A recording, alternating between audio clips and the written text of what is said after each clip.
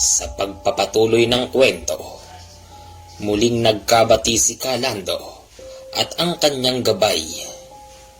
Nang dahil doon magpapaalam na sana si Canole dahil wala na siyang pinuproblema. Kasi yung mga banta ng aswang, binaliwala na lang niya ito. Inisip niya na baka hindi na yun babalik dahil na rin sa tinamo nitong sugat mula sa kanyang kakayanan na kung tawagin ay sibat ng kalangitan. Noong palabas na siya ng bahay ni Calando, humahangos yung naging pasyente niyang babae na ginugulo ng mangbabarang na ermitanyo. O iha, bakit? Bakit takot na takot ka? Wika ni Canole. Canole, sinusundan na naman ako ng ermitanyong mangbabarang. Nasa na ba binigay ko sa'yo? Hindi ko ho alam. Bigla na lang pong nawala pagising ko eh. Nang dahil sa nawawala yung gamit ng babae, nagagawa na naman ng ermitanyong mangbabarang na hawakan ang mga masiselang bahagi ng babaeng yun. Pinapasok ni Canole sa loob ng bahay yung pasyente, tapos lumabas siya ng bahay at kinausap niya yung kaibigang kapre ni Calando. Humingi siya rito ng pabor na kung maaari na huwag hahayaang makapasok yung ermitanyong mangbabarang dahil napakadelikado ng babae.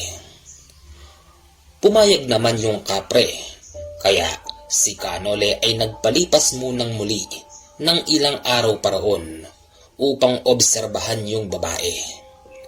Kaya lang ang mali dito, dahil yung babae ayaw nang umuwi. Yung mga magulang naman nun ay nagsama ng barangay sa bahay ni Calando dahil ayon sa report ng magulang ng babae, itinanan daw ni Canole yung babae. Tawang-tawa si Canole sa senaryong yun. Bakit naman daw niya gagawin yun? Tsaka ang nagtatanan, nagsosolo sa isang bahay, hindi yung may kasamang isa pang lalaki. Ang lumalabas tuloy, gahasa ang pinalalabas ng magulang nun. Pero tinatanggi yon ni Canole, ultimong yung babae. Upang matapos na ang problema, sumama na lang yung babae sa kanyang pamilya at hindi naman na nagsampa ng kaso yung pamilya ng babae. Yung oras na yun, inaakala ni Calando na aalis na si Canole, pero hindi naman siya umalis. Pinagtatakahan yon ni Calando kasi tapos naman na ang problema at pagkatapos daw nun si Calando ay sasama na sa kanyang nabuntis na diwata. Canole, akala ko aalis ka na. Kapag alis mo, aalis na rin sana ako. At sasama na ako sa nabuntis kong diwata. Ikaw na rin ang nagsabi na delikado pa rin ako dito kahit wala nang banta ng mga gabunan. Calando, sige pwede ka nang umalis. Ako na munang bahala rito sa bahay mo. At pag alis ko, yung kaibigan mong kapre ang siyang magbabantay na rito. Pero teka lang, sandali lang Canole. Bakit ba ayaw mo pang umalis? Ano pa bang iniisip mo? Magkaiba tayo ng iniisip, Calando. Yung iniisip ko, yung ikabubuti ng babae. Hindi ba? Yung babae inuwi na? Ano pang iniisip mo, Canole? Hindi mo pala naiisip ang naiisip ko, Calando. Sige na, magtungo ka na sa lugar ng iyong mapapangasawa. Baka sakaling matuto ka na sa buhay. Hindi pa rin umalis noon si Canole at hindi rin umalis si Calando dahil gusto nilang pagtulungan yung nakaambang panganib mula sa ermitanyong mangbabarang. Hindi nga nagkamali si Canole dahil yung pamilya ng babae ay nagagawang kontrolin ng ermitanyong mangbabarang. Nag-oobserba lang ito. Mismong si Canole na ang nagtungo sa bahay ng babae at nakita niyang yung ermitanyong mangbabarang ay naroroon sa tabi ng babae. Ang nakapagtataka, imposibleng hindi naman ito nakikita ng pamilya ng babae maging yung pasyenteng babae. Nagulat pa nga ang mga yon nang pumasok si Canole sa loob ng bahay ng pasyente. "Mawalang galang na ho. Magandang gabi po," wika ni Canole. Pilit siyang pinaalis ng magulang ng pasyente dahil hindi na raw siya kailangan. Hindi naman na daw nanggugulo yung ermitanyong mangbabarang kaya't wala na raw problema. At kung hindi raw aalis si Canole, tatawag na ito ng barangay upang siya ay hulihin at kasuhan. Hindi nila nasindak si Canole nang dahil dito ay nagmatigas siya. Sinabi niya na gawin nila ang gusto nilang gawin basta ang kanyang pakay ay ipapatupad niya ngayon. Hanggang sa nagwika si Canole ng ganito. "Ermitanyong mangbabarang, talagang wala kang kadala-dala, no? Kung ako sa'yo, hanggat nagiging mabait pa ako, umalis ka na. Tsaka hindi ka man lang ba nahihiya sa sarili mo?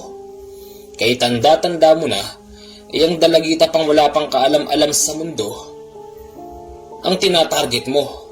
Hoy, bago ako umalis dito sa Siquijor, nakapag-iwan na ako rito ng pangalan na hindi malilimutan ng taong nakasaksi. Ngayon, kung ayaw mong maidagdag sa mga natigok ko rito, pues umalis ka na." Nang dahil sa hindi naman nakikita ng magulang ng kanyang pasyente yung kinakausap niya, para itong tanga na para bang wala namang kausap. Hanggang sa yung ermitanyong mangbabarang na nakatabi sa babae, tumayo ito at lumabas. Hinahamon nito si Canole na pumunta sa likuran dahil dito raw ay meron silang pag-uusapan. "Sige, mag-usap muna tayo. Yan naman ang gusto ko eh. Kausapin muna ang kalaban bago kitilan ng buhay. At kapag pinalad ka at naging yang dahilan mo sa akin ay makatotohanan, baka hindi pa kita tigukin." "Sa totoo lang, kaibigan, ang totoo ay totoo. Dahil totoo, ang aking ginagawa ay totoo." "Hoy, ano ba? Nililito mo ako ah. Anong totoo-totoo?" "Konting lamig lang. Ang ibig kong sabihin, kaya ako binabantayan ng babaeng yun, hindi para maging akin. Kaya ako siya binabantayan dahil siya ay inaalihan ng mataas na uri ng nasa ilalim ng lupa." "Ano? Ikaw ah, huwag mo nga akong niloloko." "Kung ganon, mahina ka, albularyong dayo. Hindi mo pala nakikita yung nakabantay sa babaeng to. Isang aninong itim ang umaali sa kanya at naniniwala ko na yon ang aking tinutukoy." "Alam mo, hindi ko talaga alam yung sinasabi mo kasi wala naman eh. At kung meron, hindi yan makakalusot sa aking mga mata. At kung sakaling makalusot man sa mata ko, meron akong kasamang mga gabay na siyang magsasabi sa akin na totoo yung sinasabi mo." Mahinang klase. Akala ko ba malalakas ang mga naging mag-aaral ng tinatawag niyang Supremo? Nakapagtataka naman kung bakit tumatanggap siya ng mga mahihinang katulad mo. Ano ka ba? Bertud ka ba o hindi? Bakit pati ang aming Supremo binabanggit mo? Wala kang galang, ha? Alam mo bang buhay pa siya hanggang ngayon? Naririnig niya yung sinasabi mo. Anong taon pa lang? May ilang taon pa siyang gugugulin ngayon sa mundo. Ang hindi mo lang alam, kaming kanyang mga dating mag-aaral na nagsolo na hanggang ngayon ay binabantayan pa rin niya sa pamamagitan ng kanyang mga pinakakawalang presensya.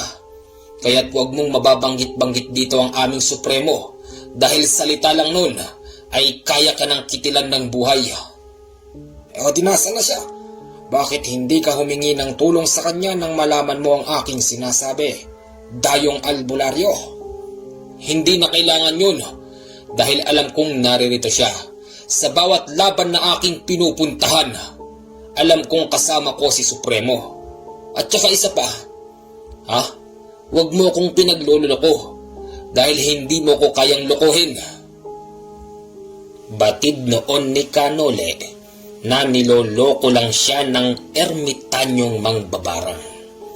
Nang dahil dito, hinamon niya na ito ng duelo at sinabihan niya yung ermitanyong mangbabarang na huwag siyang mamaliitin dahil parehas mang hindi masukat ang kanilang kakayanan. Alam ni Canole na siya pa rin ang mananalo dito. Huwag mo akong pilitin. Marami na akong pinatay na albularyong katulad mo. Kaya huwag kang maggaling-galingan dahil wala rito ang iyong maestro. Presensya. Walang kwenta ang presensya niya dahil hindi nun kayang gumalaw dito sa labanan na ito. Yun ang akala mo. Kung inaakala mong ang presensya ng aking maestro ay hindi kayang gumalaw, diyan ka nagkakamali. Kusa yan gumagalaw kapag kanilang nakikita na ako ay nahihirapan na sa laban.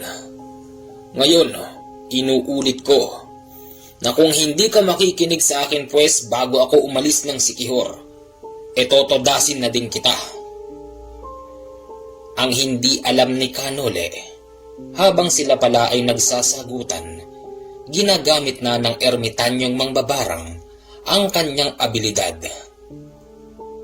Hindi nito alam na meron na palang mga maliliit na simot-simot ang nasa likuran ni Canole na kapag nakakuha ito ng pagkakataon, dadaan ito sa anumang butas ng kanyang katawan.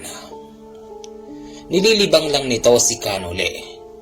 Tapos kung ano-ano na ang sinasabi na kesyo mahina siya, mahina ang lahat ng mga kasama niya at mas lalong mahina raw yung kanyang maestro. Ganon ah. Ang hindi naman din alam ng ermitanyong mangbabarang na yung gabay ni Canole ay nakamasid lang din at nakikita nito yung mga paikot-ikot na simot-simot na pinakawalan ng ermitanyong mangbabarang. Sa totoo lang, mas delikado pa ito kesa sa mga una niyang nakalaban sa Sikihor dahil tangan pa rin nito yung pagiging isang ermitanyo, samahan pa ng kaalaman sa pangbabarang. Hindi binabaliwala ni Canole ang kanyang kakayanan, nang dahil dito ay ipinauubaya niya rin muna sa kanyang mga gabay yung mga hindi nakikita at nararamdaman ni Canole. Kanina pa tayo rito nagsasagutan. Ano na? Bakit hindi ka pa gumalaw, ermitanyong mangbabarang? O di gagalaw na. Yung ermitanyong mangbabarang ay may hawak na tungkod. Yung tungkod na yun ay hinagis nito sa itaas. Nang sundan ito ng tingin ni Canole, nagulat na lang siya dahil kumalabog ang kanyang lalamunan. Sinuntok na pala siya ng ermitanyong mangbabarang. Napakabilis ng pagkilos nun, halos hindi naramdaman ni Canole. Sunod-sunod ang pagbira sa katawan ni Canole hanggang sa ito ay bumagsak na sa lupa. Sinamantala naman ng mga simot-simot na lumilipad. Tinangka ng mga ito na pumasok sa bunganga ni Canole, mabuti na lamang at nakabantay ang kanyang mga gabay. Hinalipaw daw ito ng kanyang latigo, kaya't hindi tuluyang nakapasok yung mga simot-simot at ang humampas nun yung gabay ni Canole. Nagulat pa nga noon si Canole kasi akala niya siya yung lalatiguhin ng kanyang gabay. Pero yung mga simot-simot pala.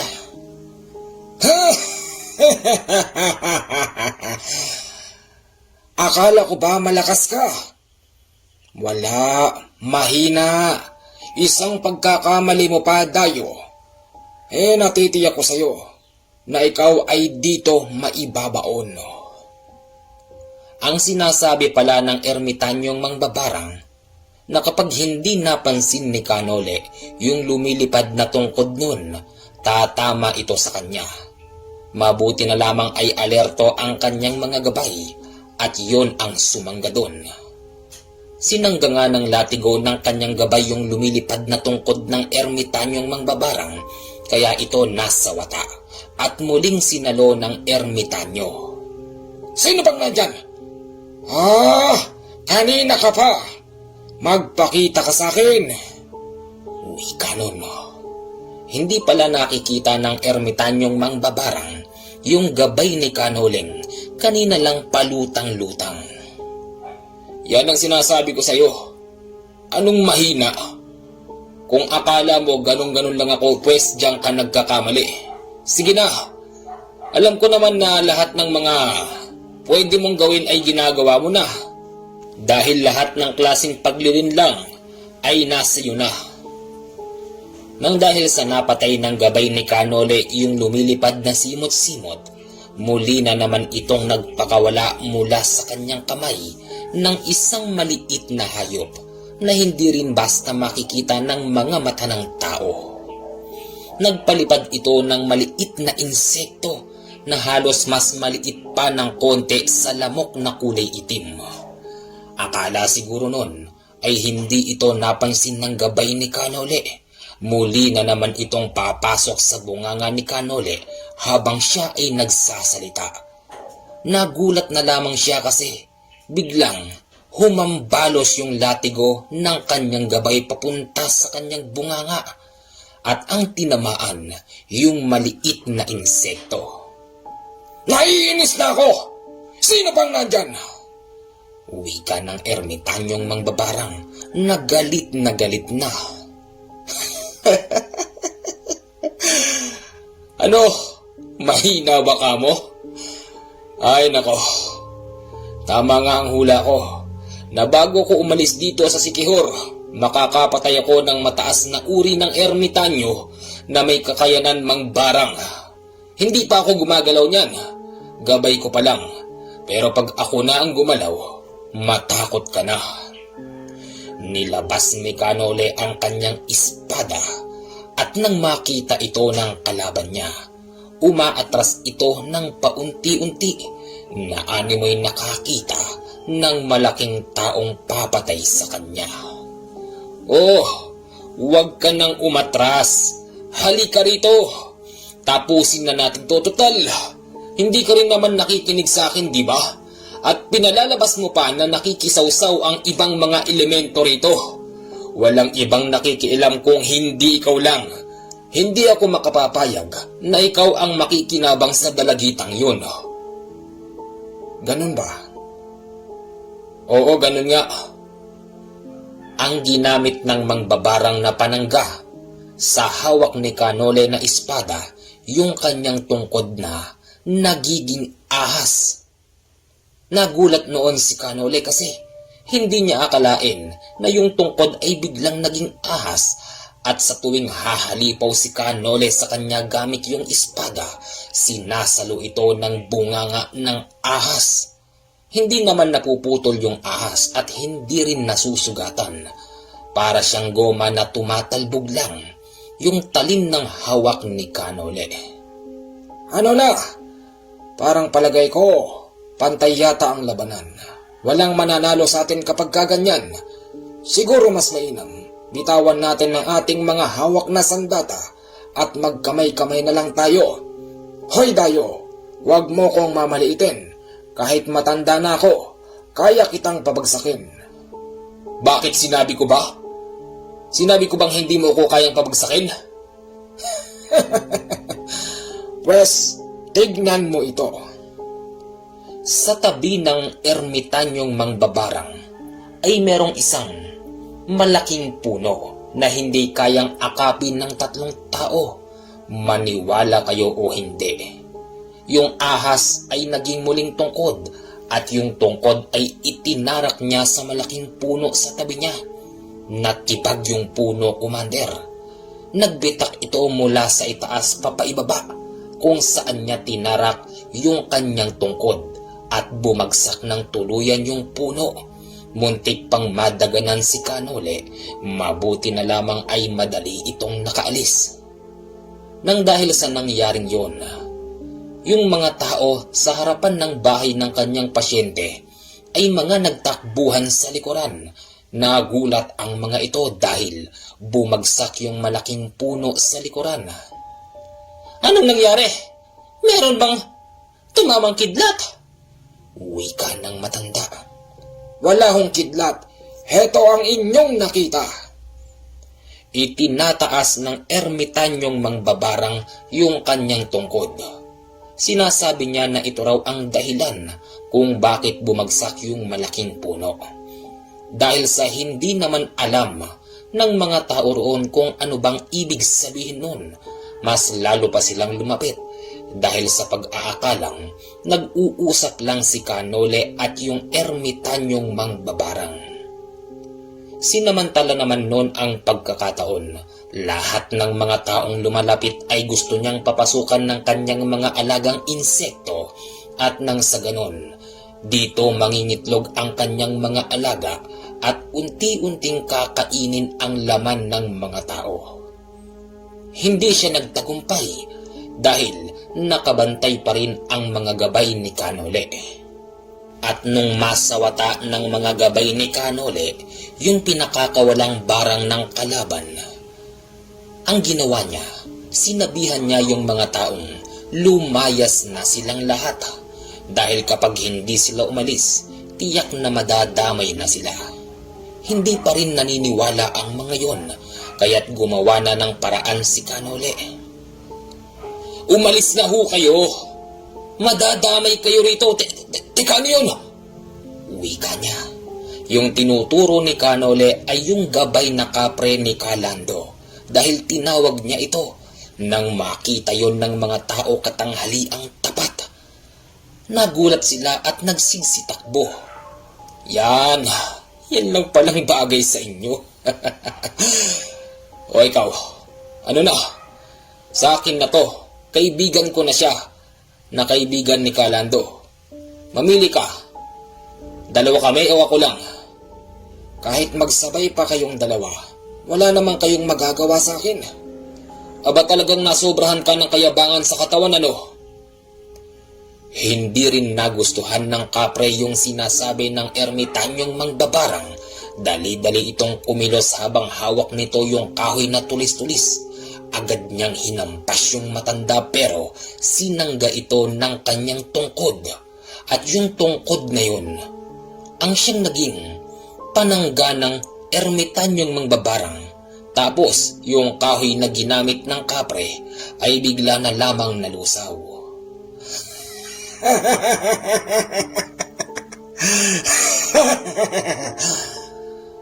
Ano? Lalaban ka? Ha? Wala kang magagawa. Kung dadaanin mo ko sa lakas, hindi ka uubra sa akin.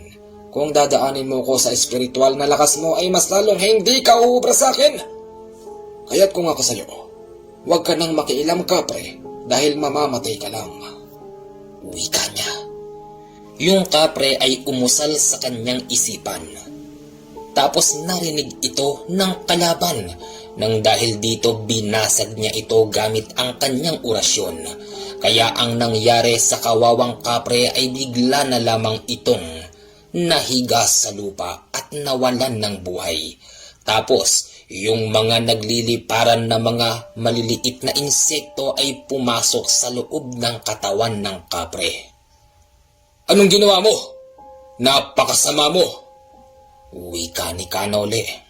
Masama na kung masama, pero sa lahat ng ayoko, yung nakikialam, yan ang nararapat sa kanya. Panoorin mo dayong albularyo kung paano kainin ng aking mga alaga ang kanyang laman.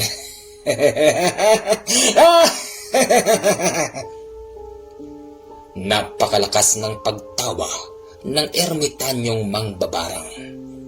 Sa punto na yon ay halos inabot na sila ng gabi. At walang kahit sino mang mga tao ang nakiilam sa kanila. Madilim na dayo.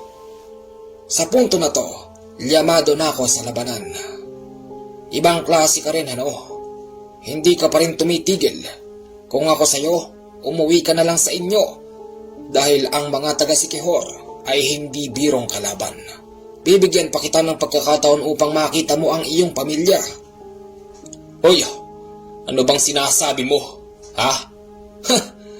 Hindi mo ba alam na kapag gabi na, mas malakas ako?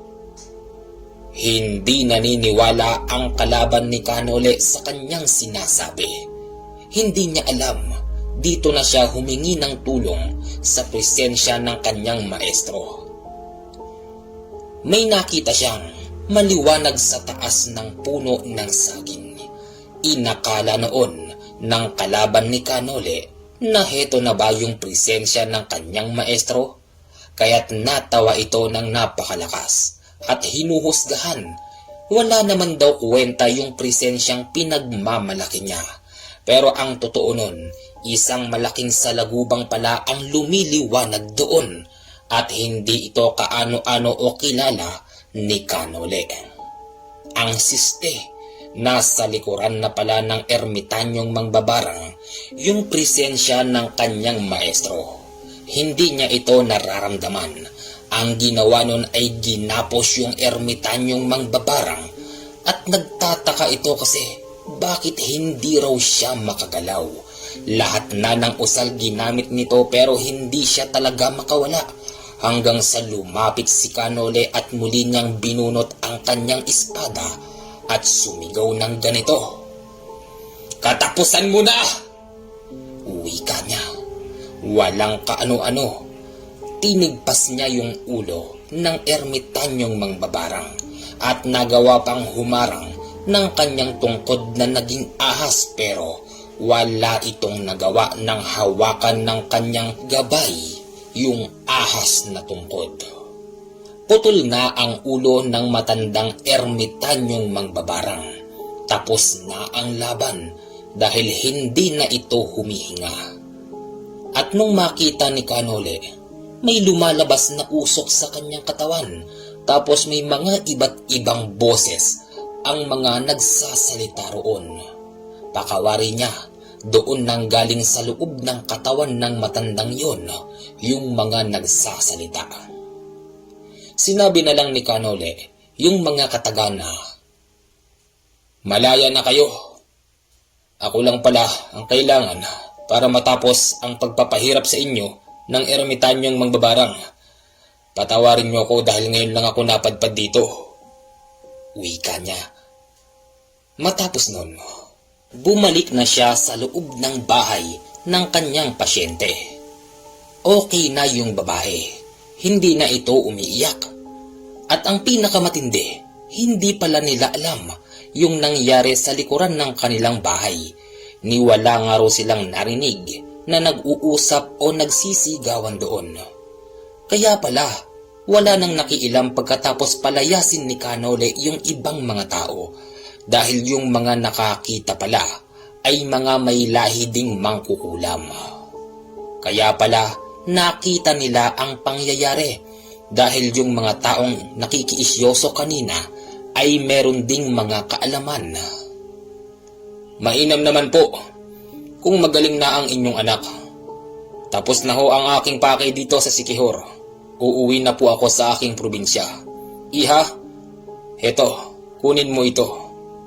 Ano ho ito? Kunin mo yan, na kung sakaling meron pang magtatangka sa'yo, ay magagamit mo yan. Ito ang lagi mong pakatatandaan. Wag na wag mo siyang iwawala, ha? Opo, mag-iingat po kayo pag uwi. O sige, maraming salamat iha. Pag-uwi ni Kanole sa bahay ni Kalando, wala na si Kalando. Tuluyan na niyang nilisan yung lugar na yon. At yung kaibigan niyang kapre ay kanya na lamang pinagpe-pray dahil ito ay namatay sa labanan dahil siya ay nagulangan ng isang mangbabarang na ermitanyo. Okay, guys, part 3 po ito. Meron pang isa, ha? Pasensya na po sa nag-aabang sa Lolo Baltasar at di pa po natin ina-upload. Pero i-upload pa rin natin yan. Antay lang po kayo. Siya nga po pala, napapansin ko sa comment bakit hindi raw nila alam na meron ng part 2. Kaya kung ako po sa inyo, lagi nyo pong i-check. Kasi maaring hindi po dumadaan po sa inyong mga cellphone na kapag ako'y nag-upload. Dapat po nanonotify po kayo eh. Hindi ko alam kung bakit ganun. Yun lang po ang payo ko. I-check nyo na lang po. Salamat. Sa